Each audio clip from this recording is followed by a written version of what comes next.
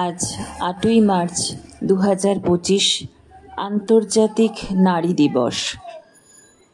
এই দিনটাতে নারীদের প্রতি শ্রদ্ধা জ্ঞাপনের উদ্দেশ্যে আমারই লেখা একটি কবিতা আপনাদের কাছে পাঠ করে শোনাচ্ছি। ভুল ত্রুটি হলে অবশ্যই ক্ষমা করে দেবেন। কবিতার নাম নারী, কলমে স্নিগ্ধা মুখার্জি। কবিতার নাম নারী। আজ আমি গর্বিত, আমি নারী। দুঃখ, ব্যথা, বেদনা, লাঞ্ছনা, অপমানকে দুই পায়ে দলিত করে তাদের ধিক্কার জানিয়ে আজ আমি সফল এক নারী। আমি আমার সফলতার পিছনে লুকিয়ে থাকা আমার জীবন সংগ্রামকে ভুলতে পারিনি এখনো, হয়তো চাইও না ভুলতে। ফেলে আসা দিনগুলোর তিক্ত স্মৃতি আমায় আরও এগিয়ে নিয়ে যাবে সম্মুখে। আমি ভুলে যাইনি সেই দিনটার কথা, যেদিন কিশোরী বয়সে বাড়ির বড়রা আমার সামনে বইয়ের পাতা না উল্টে গল্প শোনাতো বিয়ের পর স্বামীর ঘরকে কি করে নিজের ঘর বানাতে হয়। মাসি, পিসি, অন্যান্য আত্মীয়রা বাড়িতে এলেই একটাই কথা, মেয়ে তো বড় হয়ে গেল, পাত্র দেখব নাকি? মাকে প্রশ্ন করেছিলাম, আচ্ছা মা, সবাই বলে বিয়ে করতে, বিয়ে জিনিসটা কি? বুঝতাম না কিছুই।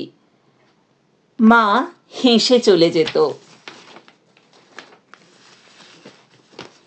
আমি ভুলে যাইনি সেই দিনটার কথা, যেদিন অনেক খুঁজে বয়স্ক কুলীন ব্রাহ্মণ পাত্রের হাতে তুলে দিয়েছিল আমায় আমার পরিবার।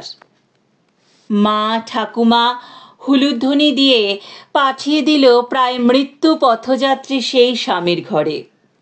পুতুল খেলার ঘর ছেড়ে ঢুকলাম তাদের সুবিশাল রান্নাঘরে। এক মাথা ঘোমটাটা আমাকে বেশ অস্বস্তিতে ফেলত। ঘোমটা সরে গেলে প্রশ্ন উঠত বাবা মার দেওয়া শিক্ষার। মাথা নিচু করে মাটিতে ঝরে পড়া আমার অশ্রুবিন্দুর ফোঁটাগুলো শুধু গুনেই যেতাম। এইভাবে বছর দুই পার করে এলো সেই রাত, যার হাত ধরে এই সংসারে এসেছিলাম সেই চলে গেল আমায় ছেড়ে।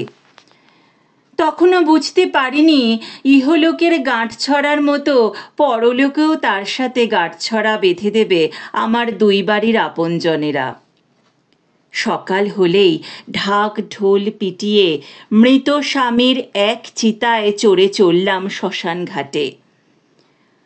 সিঁদুরের বড় টিপ চওড়া করে সিঁথিতে সিঁদুর নিয়ে চললাম স্বামীর সাথে পরলোকে সংসার বাঁধতে। মা যে বলেছিল স্বামীর ঘরই তোর নিজের ঘর। চললাম সবাইকে ছেড়ে পরপারে স্বামীর সাথে গাঁটছড়া বাঁধতে। আগুনের হলকা গায়ে এসে লাগতেই চিৎকার করে উঠলাম। কিছুক্ষণের মধ্যেই সব শেষ।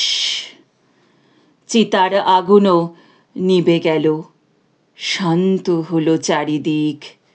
ঢাক কাঁসরের আওয়াজ হলো স্তব্ধ। সবাই সবার ঘরে ফিরে গেল, কিন্তু পরপারে স্বামীর ঘরে আর ফেরা হলো না আমার। শরীরটা পুড়ে ছাই হলো ঠিকই, কিন্তু মরণ ঘটল না আত্মার।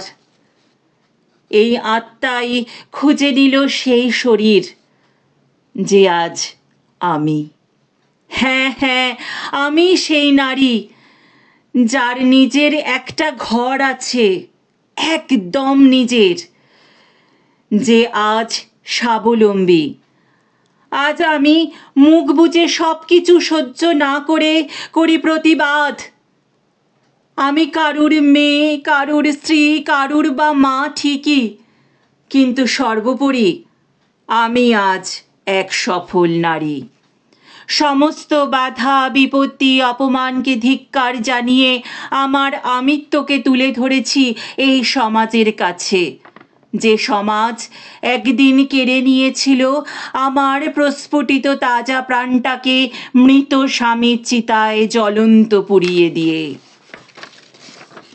হে সমাজ, তোমার উদ্দেশ্যে বলতে চাই, যে প্রাণ প্রদীপ নিভিয়ে দিয়েছিলে তুমি, সেই প্রদীপ আজ আবার জ্বলে উঠেছে ঘিয়ের আগুনে, যে আগুন নেববার নয়, বরং হাজার হাজার প্রদীপ প্রজ্বলিত হবে তারই স্পর্শে। নমস্কার।